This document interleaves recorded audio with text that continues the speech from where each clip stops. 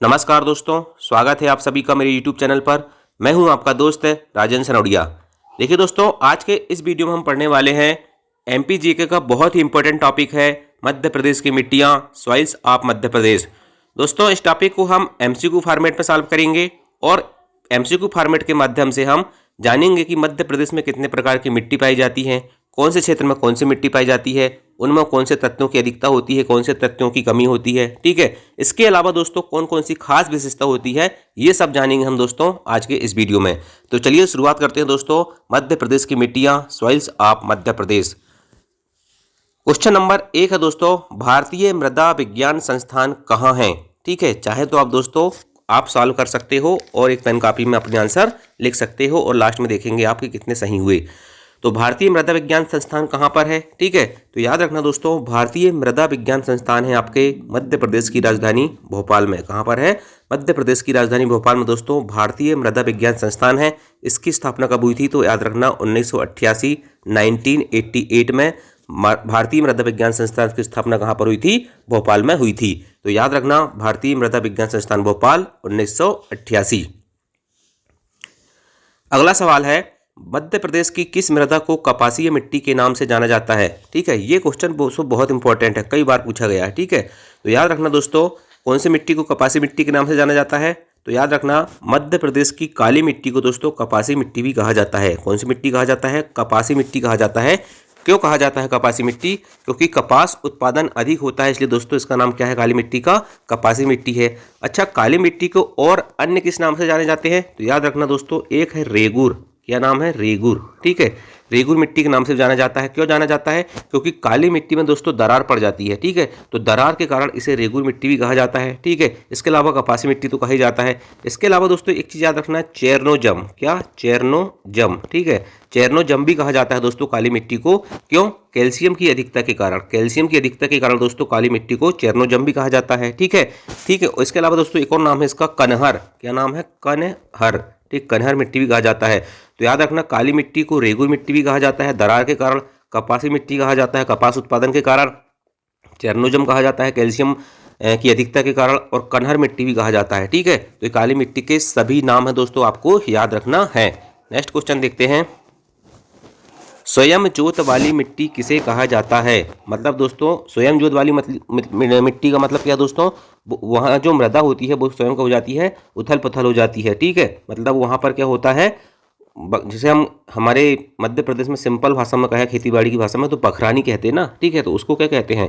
स्वयं बखरानी कर लेती है। हालांकि ऐसा नहीं है कि उसमें बखरानी करने की जरूरत नहीं पड़ती, लेकिन वो उथल पुथल हो जाती है। ठीक है, इसलिए इसे क्या कहते हैं? स्वयं जोत वाली मिट्टी कहते हैं। ठीक है, कौन सी मिट्टी कहते हैं स्वयं जोत वाली मिट्टी? किसको कहते हैं? काली मिट्टी को कहते हैं स्वयं जोत वाली मिट्टी। कौन सी मिट्टी को? काली मिट्टी को दोस्तों स्वयं जोत वाली मिट्टी कहते हैं, सेल्फ प्लाउंग वाली मिट्टी कहते हैं। ठीक है, अच्छा, काली मिट्टी का जो रंग काला होता है दोस्तों किसके कारण होता है? तो याद रखना, टिटेनीफेरस मैग्नेटाइट। क्या? टिटेनीफेरस मैग्नेटाइट। टिटेनीफेरस मैग्नेटाइट की अधिकता के कारण दोस्तों काली मिट्टी का रंग कैसा होता है? काला होता है। कैसा होता है? काला होता है। अच्छा, लाल पीली मिट्टी का रंग जो लाल होता है और पीला होता है वो क्या होता है? तो याद रखना, लाल पीली मिट्टी में जो लाल रंग होता है दोस्तों ये फेरिक ऑक्साइड के कारण होता है। किसके कारण होता है? फेरिक ऑक्साइड या आयरन ऑक्साइड के कारण होता है। ठीक है, फेरिक ऑक्साइड या आयरन ऑक्साइड के कारण दोस्तों लाल पीली मिट्टी में जो लाल रंग होता है वो फेरिक ऑक्साइड या आयरन ऑक्साइड के कारण होता है। लेकिन जो पीला रंग होता है दोस्तों वो होता है जल अपघटन के कारण। किसके कारण होता है?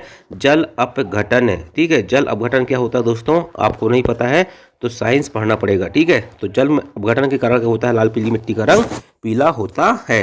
नेक्स्ट क्वेश्चन देखेंगे दोस्तों, क्वेश्चन नंबर 4। ठीक है, मध्य प्रदेश के सर्वाधिक क्षेत्रफल में कौन सी मिट्टी पाई जाती है। ठीक है, तो देखिए दोस्तों, मध्य प्रदेश के सर्वाधिक क्षेत्रफल में कौन सी मिट्टी पाई जाती है, इसके पहले हम दोस्तों मैप देख लेते हैं। ठीक है, ये देखिए मैप है। ठीक है, ये मध्य प्रदेश की मिट्टी है। अच्छा, मध्य प्रदेश के सर्वाधिक क्षेत्रफल में कौन सी मिट्टी पाई जाती है ये पूछा है ना। तो देखिए दोस्तों, जो काली मिट्टी है, ठीक है, काली मिट्टी भी 3 प्रकार की होती है, साधारण काली मिट्टी, गहरी काली मिट्टी और छिछली काली मिट्टी। तो देखिए दोस्तों, ये काली मिट्टी का जो एरिया दिख रहा है, ठीक है, ये मध्य प्रदेश के अंदर सर्वाधिक दिख रहा है। इसलिए क्या हो जाएगा आंसर कि मध्य प्रदेश के अंदर सर्वाधिक मिट्टी कौन सी पाई जाती है?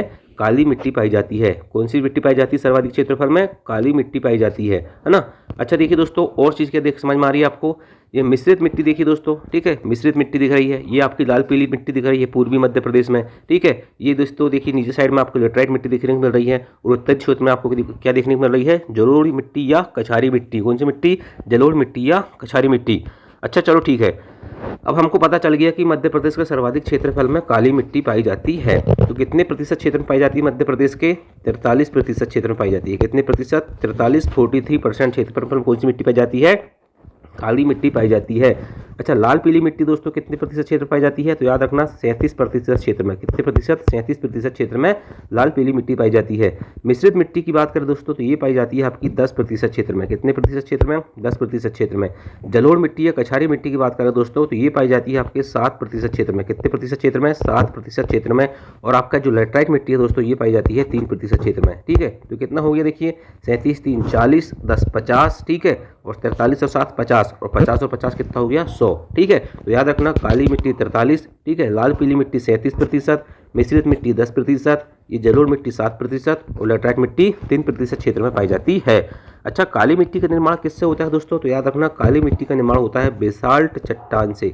बेसाल्ट चट्टान जो होती है दोस्तों, लावा निकलता है जब ज्वालामुखी से, तो उसे कहते हैं बेसाल्ट चट्टान, ठीक है। तो उसके अपर्दन से, ठीक है, अपर्दन मतलब टूटने फूटने से, ठीक है। तो बेसाल्ट चट्टानों के टूटने फूटने से दोस्तों किस मिट्टी का निर्माण होता है? काली मिट्टी का निर्माण होता है। अच्छा एक चीज़ बहुत इंपॉर्टेंट है दोस्तों, याद रखना, काली मिट्टी में आयरन, ठीक है, आयरन, चूना और कैल्शियम, आयरन, चूना और कैल्शियम की क्या होती है? अधिकता होती है, ठीक है। और इसके अलावा दोस्तों याद रखना NPK, नाइट्रोजन, फास्फोरस और पोटास की कमी होती है, ठीक है। लगभग दोस्तों मध्य प्रदेश की सभी मिट्टियों में NPK मतलब नाइट्रोजन, फास्फोरस और पोटास की कमी देखने को मिलती है, ठीक है। प्रमुख फसलें की बात करें दोस्तों तो काली मिट्टी में कौन कौन सी फसल होती हैं? एक तो कपास हो गया, ठीक है, एक हो गया कपास, दूसरा हो गया आपका सोयाबीन। देखा होगा दोस्तों आपने मालवा क्षेत्र में पाई जाती है काली मिट्टी, इसलिए वहाँ पर सोयाबीन का उत्पादन अधिक होता है, ठीक है। तो मालवा में पाई जाती है आपकी काली मिट्टी, ठीक है। इसके अलावा दोस्तों कुछ निमाड़ क्षेत्र में पाई जाती है और कुछ है आपके सतपुड़ा क्षेत्र में भी हल्की हल्की देखने को मिलती है, ठीक है। खासतौर पे मालवा के पठार में आपको काली मिट्टी देखने को मिलेगी, ठीक है। और काली मिट्टी कितने प्रकार की होती है? 3 प्रकार की, साधारण काली, गहरी काली और चिचरी काली, ठीक है। तो ये हो गया आपका क्वेश्चन नंबर 4 का आंसर हो जाएगा मध्य प्रदेश के सर्वाधिक क्षेत्रफल में काली मिट्टी पाई जाती है। चलिए नेक्स्ट क्वेश्चन देखते हैं, मध्य प्रदेश में लाल पीली मिट्टी का विस्तार कहाँ पर मिलता है, ठीक है। तो अभी हमने देखे तो दोस्तों डायग्राम में मध्य प्रदेश में लाल पीली मिट्टी का विस्तार कहाँ पर होता है? तो ये पूर्वी मध्य प्रदेश में दोस्तों पाई जाती है, मतलब बघेलखंड के पठार में देखने को मिलती है, ठीक है। तो इसका आंसर हो जाएगा दोस्तों बघेलखंड का पठार, ठीक है। बघेलखंड के पठार में कौन सी मिट्टी देखने को मिलती है? लाल पीली मिट्टी मिलती है, जिसे हम पूर्वी मध्य प्रदेश भी कहते हैं। चलिए दोस्तों एक चीज़ और बता देना चाहता हूँ आपको कि देखिए मैंने अभी बताया काली मिट्टी कितने प्रतिशत क्षेत्र पाई जाती है? 43% में। लाल पीली कितने में? 37% में। मिश्रित कितने में? 10 में। जलोढ़ कितने में? 7% में। और लेटराइट कितने में? 3% में। टोटल हो गया 100, ठीक है। 5 प्रकार की मिट्टी मतलब मध्य प्रदेश में पाई जाती है, ठीक। अब देखिए दोस्तों मालवा, ठीक है, मालवा वाला एरिया हो गया, ठीक है। इसके बाद निमाड़ वाला एरिया हो गया और थोड़ा थोड़ा सतपुड़ा वाला एरिया, ठीक है। तो इसमें कौन सी मिट्टी पाई जाती है? आपकी काली मिट्टी पाई जाती है, ठीक है। इसके अलावा हम बात करें दोस्तों तो आपकी ये पूर्वी मध्य प्रदेश बघेलखंड में कौन सी हो गई? लाल पीली मिट्टी हो गई, ठीक है। अच्छा लेटराइट मिट्टी देखिए दोस्तों, ये सतपुड़ा के क्षेत्र में पाई जाती है, हल्की फुल्की, ठीक है, और थोड़ा सा मध्य भारत में देखने को मिलती है। लेटराइट मिट्टी मतलब दोस्तों छिंदवाड़ा बैतूल साइड देखने को मिलेगी आपको, और मध्य भारत वाले एरिया में बात करेंगे हम दोस्तों तो नीमच, मंदसौर, शिवपुर इधर साइड भी थोड़ी थोड़ी देखने को मिलती है, ठीक है। अच्छा हम बात करते हैं जलोढ़ मिट्टी की, तो देखिए दोस्तों ये पाई जाती है आपकी नर्मदा घाटी और चंबल घाटी में, ठीक है। नर्मदा घाटी यहाँ से है दोस्तों, ठीक है। देखिए डायग्राम बनाता हूँ मैं। नर्मदा घाटी लगभग कहाँ पर है? यहाँ पर बीचों बीच में है। और चंबल घाटी कहाँ से है? यहाँ से, ऐसा कुछ है। तो चंबल घाटी में दोस्तों और नर्मदा घाटी में आपको जलोढ़ मिट्टी देखने को मिलेगी। वहीं मिश्रित मिट्टी की बात करें दोस्तों तो बुंदेलखंड और विंध्य क्षेत्र में देखने को मिलती है, ठीक है। तो याद रखना दोस्तों कौन से क्षेत्र में कौन सी मिट्टी पाई जाती है। काली मिट्टी में किसकी अधिकता होती है? मैंने अभी बताया दोस्तों काली मिट्टी में किसकी अधिकता होती है, ठीक है। मैंने बताया था कि काली मिट्टी में दोस्तों आयरन, चूना और कैल्शियम की अधिकता होती है, ठीक है। इसलिए इसका आंसर हो जाएगा ऑप्शन नंबर ए, काली मिट्टी में आयरन की अधिकता होती है। अच्छा ठीक है, याद रखना आपको पता हो गया कि मध्य प्रदेश में कितने प्रकार की मिट्टी पाई जाती है? 5 प्रकार की, ठीक है। मैंने अब नाम लिख देता हूँ। एक हो गया आपका काली मिट्टी, कैसे लिखता हूँ? फिर लाल पीली मिट्टी एल से लिख देता हूँ, ठीक है। मिश्रित मिट्टी एम से लिख देता हूँ, ठीक है। जलोढ़ मिट्टी जे से लिखा है, ठीक है। और लेटराइट मिट्टी फिर ये एल से लिखा है, ठीक है। आप समझ जाओगे, ठीक, मैं बोल रहा हूँ। देखिए दोस्तों, काली मिट्टी में, ठीक है, सभी मिट्टी में दोस्तों आयरन की अधिकता देखने को मिलेगी, ठीक। पूरी मिट्टी जितनी भी है सब में आयरन की अधिकता देखने को मिलेगी, लेकिन काली मिट्टी में आपको आयरन, चूना और कैल्शियम, ठीक है। लेकिन दोस्तों जो जलोढ़ मिट्टी है ना, यहाँ पर आयरन नहीं होता, यहाँ पर होता है आपका पोटास। किसकी अधिकता होती है? पोटास की। देखिए मध्य प्रदेश की सभी मिट्टियों में NPK, नाइट्रोजन, फास्फोरस, पोटास की कमी होती है, लेकिन जो जलोढ़ मिट्टी होती है दोस्तों, इसमें पोटास की क्या होती है? अधिकता होती है। इसी कारण तो जलोढ़ मिट्टी जो है दोस्तों वो सर्वाधिक उपजाऊ मिट्टी है, ठीक है। कहाँ की? न सिर्फ मध्य प्रदेश की बल्कि भारत की सर्वाधिक उपजाऊ मिट्टी किसे माना जाता है? जलोढ़ मिट्टी को माना जाता है, क्योंकि इसमें पोटास की अधिकता होती है, ठीक है। बाकी दोस्तों सभी जगह क्या होता है? आयरन की अधिकता होती है सभी मिट्टियों में, ठीक है। और लेटराइट मिट्टी में दोस्तों याद रखना, इसमें आयरन के साथ साथ क्या होता है? एल्यूमिनियम की अधिकता होती है। और मैंने कमी बताया दोस्तों कि मध्य प्रदेश की सभी मिट्टी में क्या होता है? नाइट्रोजन, फास्फोरस और पोटास की कमी होती है, NPK की कमी होती है। लेकिन दोस्तों जो जलोढ़ मिट्टी है उसमें नाइट्रोजन की कमी होती है। किसकी कमी होती है? नाइट्रोजन की कमी होती है। और आपकी जो लेटराइट मिट्टी होती है उसमें ह्यूमस की कमी होती है। इसलिए दोस्तों जो लेटराइट मिट्टी होती है वो सबसे कम उपजाऊ होती है। तो याद रखना, सबसे अधिक उपजाऊ मिट्टी जलोढ़ मिट्टी और सबसे कम उपजाऊ मिट्टी लेटराइट मिट्टी होती है। धान के लिए सर्वोत्तम कौन सी मिट्टी है? तो धान के लिए सर्वोत्तम मिट्टी है दोस्तों आपकी लाल पीली मिट्टी, ठीक है, जो मध्य प्रदेश के पूर्वी क्षेत्र में पाई जाती है। वहाँ पर दोस्तों क्या होती है? धान के लिए सर्वोत्तम मिट्टी पाई जाती है लाल पीली मिट्टी, ठीक है।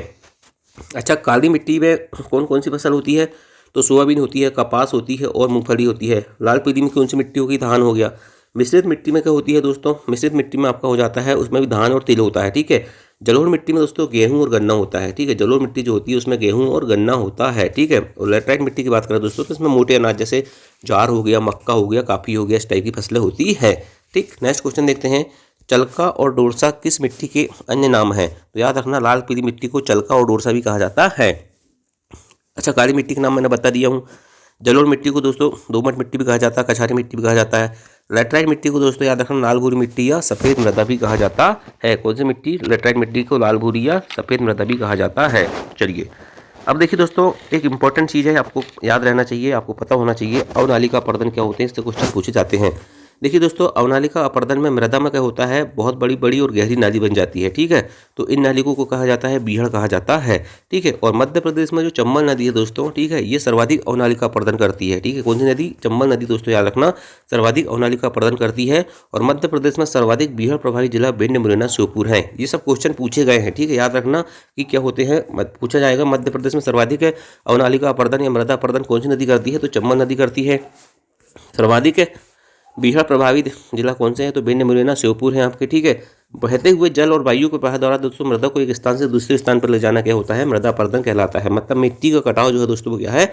मृदा अपर्दन है, चाहे वो हवा से हो या चाहे जल से हो, ठीक है। और मृदा अपर्दन के कारण क्या होते हैं दोस्तों? तो याद रखना, वृक्षों की कटाई करने से, ठीक है। मैंने एक दिन एक वीडियो बनाया था दोस्तों, ठीक है, तो उसमें बताया था कि मृदा अपर्दन कैसे होता है। तो वृक्ष, इसलिए कहते हैं कि वृक्ष अधिक से अधिक लगाना चाहिए। वनों में आग लगने से क्या होता है? वनस्पति नष्ट हो जाती है, और जब बारिश होती है दोस्तों तो मृदा बहने लगती है, ठीक है। फसल चक्रण का अभाव नहीं करते, फसल चक्रण का अभाव होता है दोस्तों, इसके कारण खेतों की मिट्टी बहती है। और सिंचाई की त्रुटिपूर्ण विधि अपनाना। त्रुटिपूर्ण मतलब दोस्तों जैसे आप पानी बगा रहे हो, मतलब, ठीक है, तो सिंचाई कर रहे हो तो एक ही जगह में पानी बहा रहे हो तो उससे क्या होता है? मिट्टी का कटाव होने लगता है, ठीक है। तो इससे क्या होता है? मृदा अपर्दन होता है। इसलिए दोस्तों मृदा अपर्दन को रोकने का सबसे बेस्ट उपाय है कि ज़्यादा से ज़्यादा पेड़ लगाओ, ठीक। तो ये थे दोस्तों मध्य प्रदेश की मिट्टियों से संबंधित बहुत ही इंपॉर्टेंट क्वेश्चन, ठीक है। आशा करता हूँ दोस्तों आप सबको पसंद आए होंगे, ठीक है। और यदि पसंद आए होंगे दोस्तों तो वीडियो को लाइक करना और चैनल बनाए होंगे तो चैनल को सब्सक्राइब करना। Thank you. जय हिंद, जय भारत।